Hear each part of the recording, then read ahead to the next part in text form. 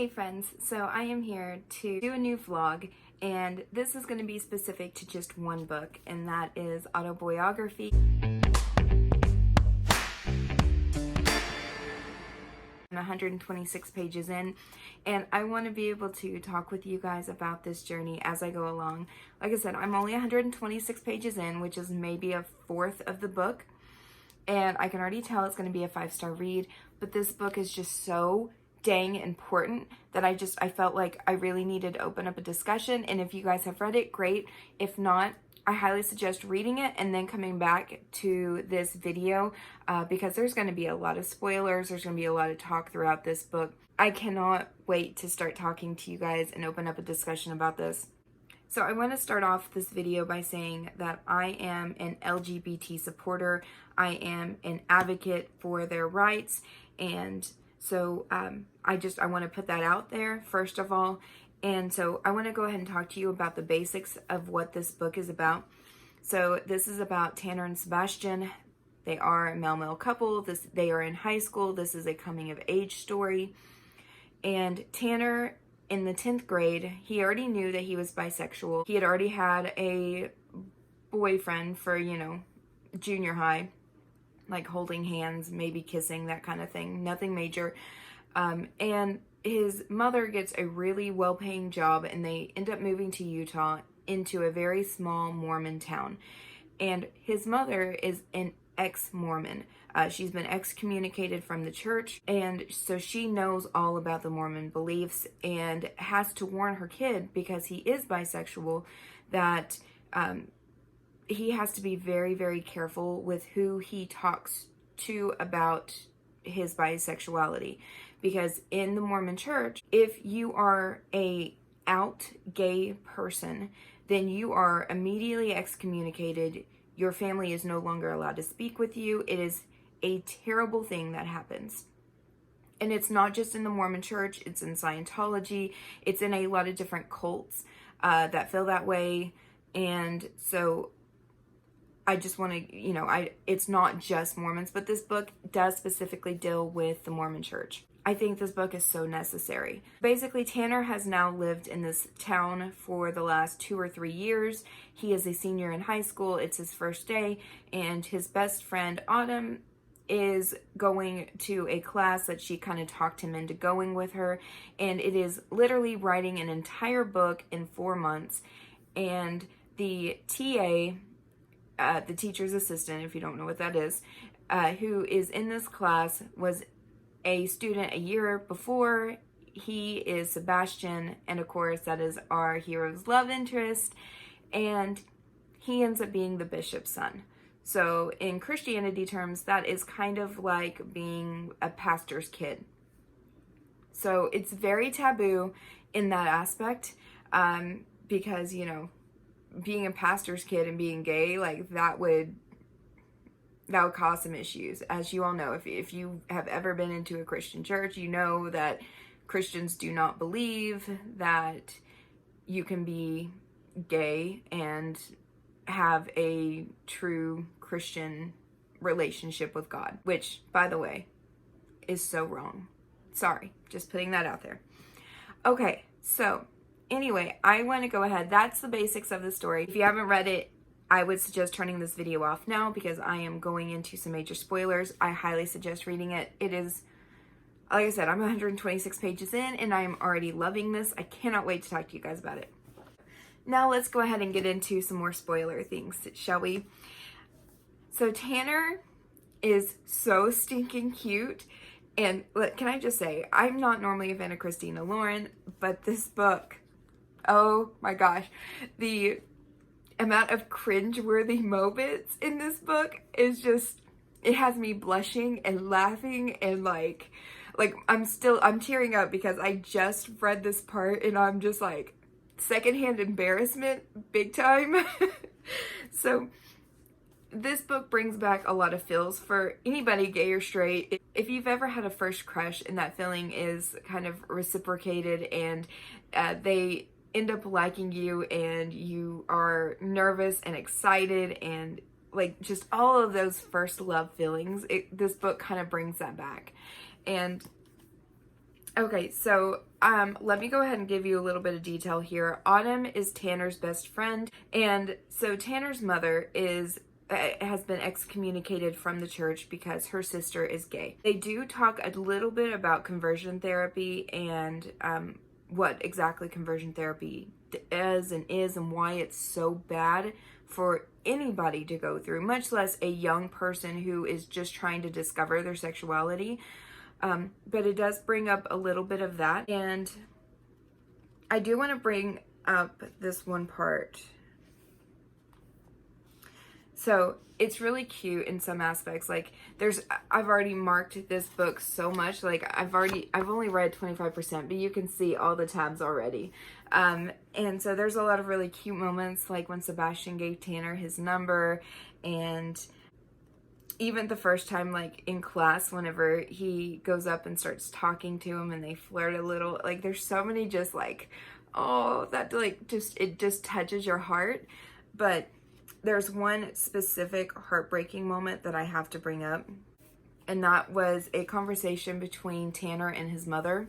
So Tanner's mom and dad are both absolutely okay with Tanner being gay, and I love that, but Tanner's mother is not okay with him liking somebody in the Mormon church, specifically the bishop's kid. And so I have to read this passage because I think it is so heartbreaking and yet so important in this book. Okay. It says, "Would you be able to be with him without touching him?" It's rhetorical, so she doesn't need me to answer. If not, how would you feel being a secret? Would you be okay going behind his parents' back? What if his family is as close as we are? How would you feel if his parents cut him off because of your relationship with him? This time she waits for my reply, but I don't honestly know what to say. This feels like putting the cart before the horse, hell, before the entire stable. How would you feel if he lost his community, or if the two of you genuinely fell in love, but in the end he chose the church over you? That to me was so powerful. Growing up in a church, and I myself, I don't identify as being LGBT, so I've never had to worry about that, but I have had multiple friends in the church. I grew up Pentecostal, and if you don't know, that's speaking in tongues. That's like the crazy of crazy when it comes to churches. And there's two men that I grew up. I was extremely close to one. We were best friends all throughout youth group, and he actually went all the way to seminary school. He was 20 years old, and he finally came out to me and everybody else, and was basically put down for it. And he is now happy. He is in a very committed relationship with another guy, and I'm so happy for him. Another case is that one of my really good friends, her son, came out to her whenever he was, I think, 15 or so, and he is absolutely, I mean, he's gay and he's happy, but he went through some very rough times. The whole family was kicked out of a church, and he is now a drag queen and he's doing his thing, and I'm so happy for him. But they went through some really rough times, and I saw how bad it was for both of those men, and it really it affected who I was, how I viewed my own religion, how I viewed people, and how I saw things. And it really, like, as a young kid, you're raised in a certain way, and you just think that that's automatically how things are supposed to be. And then as you grow up and you grow older and you start to form your own opinions, you realize that while some things your parents do the best they can for you in raising you in a certain way, it may just not be for you. And that is how I felt going into the church, is that anybody who could condemn somebody for loving somebody else is just wrong. I don't agree with it at all. And so, yeah, it really has changed my view on Christianity, on faith in general. And yeah, so anyway, enough sad stuff. I want to get to the point where I'm at right now. I'm on page 126, and I had to put down this book, and I knew I had to talk to you guys about it because Tanner goes over to Sebastian's house, And he gives him the book, the first 4 chapters of what he's written, and Tanner basically at the end is like, so this is about us. Like, just straight up calls him out on it. And he goes, no, it's about another student with another student. Like, it's not about us. And then he ends up saying, but you forgot he had put in his actual name, like Tanner and Sebastian, and he was trying to fix them all. And he forgot, like, a Tanner in one of them. And so anyway, I was dying laughing, and it's like so cringeworthy, and my face was like bright red. I was like in tears laughing. So I had to jump off of here and talk to you guys about that before I go back to reading. But anyway, I will update you guys very soon. Okay, so I'm on chapter 8. I just finished chapter 8 actually, and they just had their first moment, and I'm swooning so hard right now. Oh, that was beautiful. So Sebastian admitted that he's always been into guys, and they had their first kiss, and it's just, oh, my heart can't take this. It's so cute, so beautiful. Ah. You guys, the secondhand embarrassment in this book is just absolutely insane. Okay, so I am now at page 178, and the scene that just happened is where Tanner goes over to Sebastian's house to have dinner with his parents, and he starts bringing up his mom being ex-LDS, and he brings up how his aunt is married to another woman. I'm dying. Oh God, I am so embarrassed for this character. Whew. The secondhand embarrassment in this book is real. Okay, page 191. My secondhand embarrassment is like, oh my God. So his dad just caught them in their room. Thank God it was Tanner's dad and not Sebastian's dad. But, I mean, who hasn't been caught in their bedroom before, right? Oh God, I'm so embarrassed for this couple right now. This book is getting me, you guys. Oh my gosh. I am, whew. The secondhand embarrassment is for real. Like, it's strong in this book. So it's a little bit later. I just got finished eating dinner. It's like 6:30 at night. I am now at page 225, which is chapter 14, and I just have to read this one little line. So, well, actually a couple lines. So at this point, Tanner and Sebastian are on they just went for a hike, which is kind of their thing, and Tanner basically tells Sebastian that he thinks he's gay, and Tanner says that he's not. He says, and I quote, "I'm attracted to guys, and I'm with you right now, but I'm not gay. That's a different choice, and I'm not choosing that path." And then it goes on a little bit later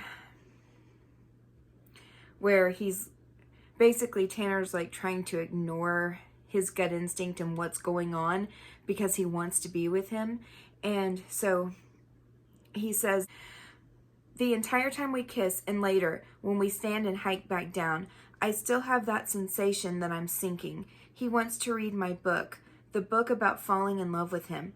But how can I send my heart to him when he's just said in no uncertain terms that he doesn't speak its language?" Oh my God, that is so powerful. So basically he's saying that, yeah, he's with him right now, but he's not going to choose to be gay.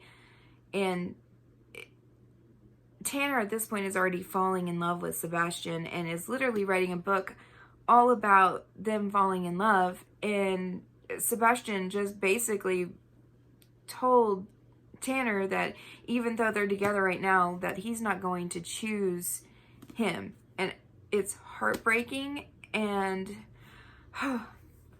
that just like, that ripped me apart. Okay, guys, this book is so good.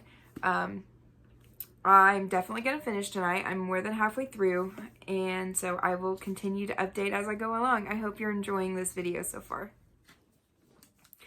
Okay, so it's now 8 o'clock. It's a couple hours later, and I am now on page 310. And I just have to stop here because, like I said, this entire video is going to be riddled with spoilers, and I've got to talk about this. So, I expected them to break up for a while. I totally expected it. I saw that Sebastian was spiraling. I saw that he was really questioning his religion versus who he is as a person, and trying to make them both fit into a hole that just, it wasn't fitting. And so I totally saw him spiraling, and I saw that he was going to choose his religion for a while over his relationship. What I didn't see coming was that Tanner was going to sleep with Autumn. I didn't see that coming in a million years. And I don't like the fact, there's only one thing in this entire book that I don't like, and that's that Tanner thinks that he took advantage of Autumn. Now, of course, it's kind of a fade to black, so we don't know exactly what happens. But he goes over there and he's literally in tears, bawling his eyes out because he just got dumped by the person that he's in love with. If anybody took advantage of anybody, it was Autumn taking advantage of Tanner in this situation, and not Tanner taking advantage of Autumn, in my opinion. But even Autumn kind of said, yeah, you kind of took advantage of me, which really he didn't, because he went to her in tears because his relationship had just ended, and that was his best friend. So if anything happened, like, Autumn should have been that friend to him and comforted him without allowing it to turn sexual. And as a friend, like, you should have seen that coming. So I don't agree with that statement of him, like, using her, because he didn't. He was heartbroken, and she as a friend should have realized that and known that and not allowed anything to happen. She was the one who was kissing him. Like, it showed that she started to kiss him on, like, his cheek, and then it started to actually kiss him and stuff. So if anybody instigated them moving forward in a relationship, it was her. So he absolutely did not take advantage of her in any way, shape, or form. And I'm frustrated by the fact that they kind of said that. Other than that, loving this book. I want to be frustrated with Sebastian at this point, but I can't, because I can totally, being raised in such a strict Christian home, I know where his headspace is. I know where his confusion and his frustration is, and his wanting to be this person that he's expected to be by his family and everybody versus the person that he is inside. I can relate to that so well that I'm not frustrated with him. I'm sad for him. I'm heartbroken for him, but I'm not upset with him. I'm a little upset with Tanner for allowing things to go as far as they did with Autumn, because it obviously should not have gone there. But anyway, I am almost done. I've got about 20% or so of this book left, so I'm going to go ahead and finish it, and then unless something crazy happens, which maybe it will, I will be back to wrap up this book. Okay, everyone, so it is now 10 p.m., and I just finished Autoboyography. So I know I left off, and I was talking to you guys a little bit about what happened between Autumn and Tanner, and that they kind of made it seem like Tanner had used Autumn in a way, and so they ended up playing a little bit more on that, and I understood kind of where they were coming from. I still felt like if anybody took advantage of anyone, it was still Autumn who took advantage of Tanner. That's just my opinion. But I love this book. As you can see, there's like a million different tabs. I truly, I don't even know what to say. I will say that this is the favorite book that I've read so far this year. It's going to easily be in my top list of the year. 5 stars. This is a must read for everybody. Yeah, I adore this book. I am so excited. This is the first 5-star read I've had from Christina Lauren. And yeah, it's the most important and the best book that I've read in a long time. That really got me. And I am so excited and just, so good. So good. You have to read this. If you haven't read this book yet, where are you even living? Like, I will admit that I'll admit that I was very nervous to start this book. The hype was so strong for this one, and I have had such a hard time with previous Christina Lauren books that everybody else loved and I didn't. So I was super nervous starting it, but the hype for this book is so worth it. This book is tremendously important and needed. It truly, it's needed, especially with our young adults. I think every teenager should read a book similar to this. I'm ready for our world to change. I'm ready for the way that people treat other humans who maybe like somebody of the same sex, or they're bisexual, or they're questioning. I think that our world has changed a lot in the last 20 years, and I am so proud of that, and I'm so excited for that. But I think that we have a lot more growing and a lot more understanding before we get there. And this is just the start. I am so proud of my generation for standing up and saying that it is okay to be who you are. I'm so proud of millennials that we have really changed the way things have been seen for the last 20 years. And I am so ready for change to happen, and it needs to happen more, and it needs to happen in our churches. It needs to happen in other places of worship. It needs to happen everywhere. Gay rights are human rights, no matter what. And so yeah, this book is very important, and I loved it. So that's it. I hope you enjoyed this vlog, and I will talk to you guys soon.